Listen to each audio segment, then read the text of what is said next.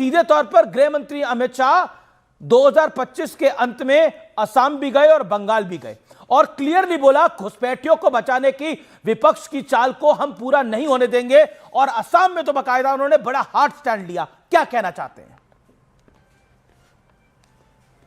देखिए, घुसपैठिए तो भारतीय जनता पार्टी के रिश्तेदार हैं, दामाद हैं। हम तो बहुत साफ साफ कहते हैं, क्योंकि घुसपैठिए ही इनको कहीं ना कहीं वोटों की फसल लहलहाने की चीज देते हैं, सांप्रदायिकता का बीज बोने की चीज देते हैं। वरना अगर घुसपैठियों को इनको निकालना होता अमीश भाई, तो 2014 से सर्वशक्तिमान भारतीय जनता पार्टी की सरकार है देश में और सीमाओं पर भारतीय जनता पार्टी का प्रहरा है।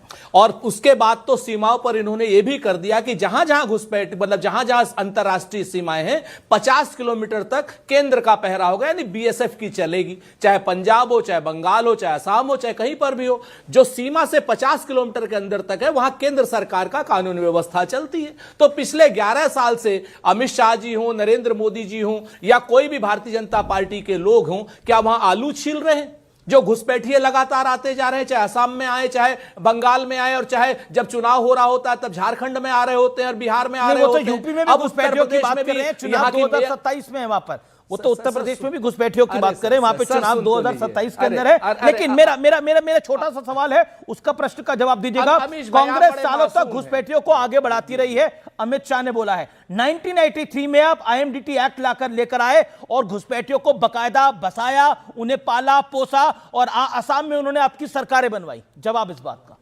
घुसपैठिया आपका वोट बैंक है। जी, अमित शाह जी क्या सवाल कर रहे हैं और चुनाव के समय क्यों सवाल करते हैं? 11 सालों से क्यों नहीं सवाल करते हैं?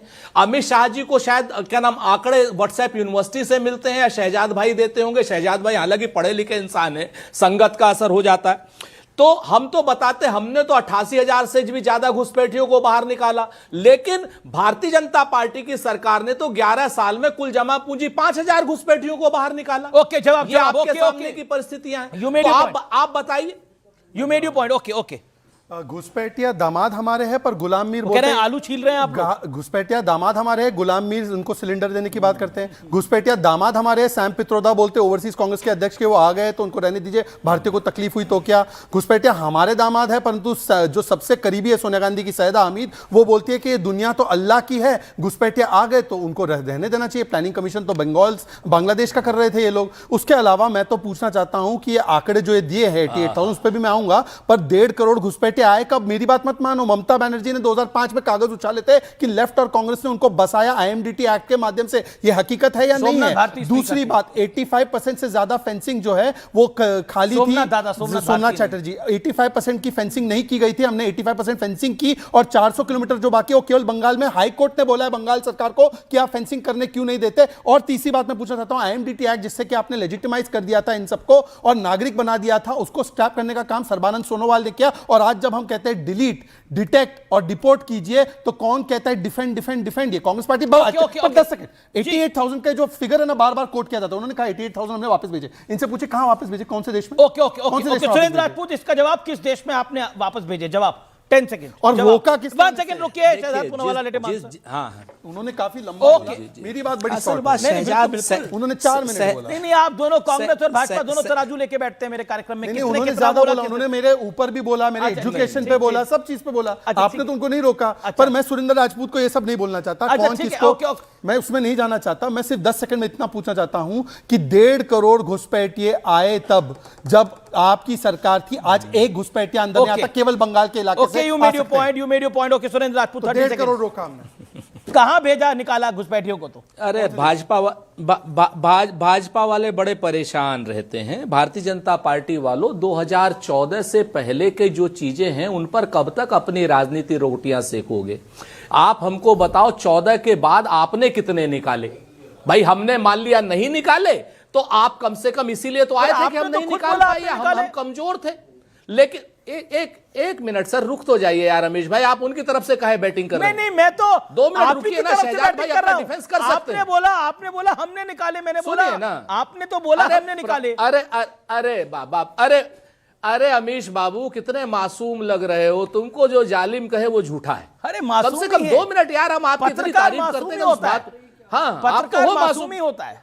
अब वो मैं कह तो रहा हूं, सुन लीजिए अब आप, हम तो कह रहे हैं कि हमने तो 88,000 निकाले, ये जाकर के अपने गृह मंत्रालय में पूछे कहां गए थे कहां नहीं गए थे। लेकिन हम तो एक चीज पूछना चाहते हैं ना अमीश भाई, कि 2014 से 2025 तक सर्वशक्तिमान नरेंद्र मोदी जी की इतनी कमजोर और इतनी निकम्मी सरकार है। 11 साल जब जब चुनाव आते हैं तब तक कमजोर और निकम्मी सरकार हो जाती है। एक इंपॉर्टेंट बात, आखिरी एक 5 सेकंड, दोनों सवालों को ना बिल्कुल कोई लीवरेज नहीं किसी को दे रहा है। अब अमीश जी मैं आपका जवाब देता हूं। अच्छा ठीक है, बोलिए अमीश मैं आपको आगे मौका देता हूं, सुरेंद्र राठौर आपको आगे मौका दे रहा हूं। ओके मैं आपको और किसी शो में एंकर को बहका कर चल सकता है, अमीश देवगन को बहकाया नहीं जा सकता, यह बात मैं मानता हूं।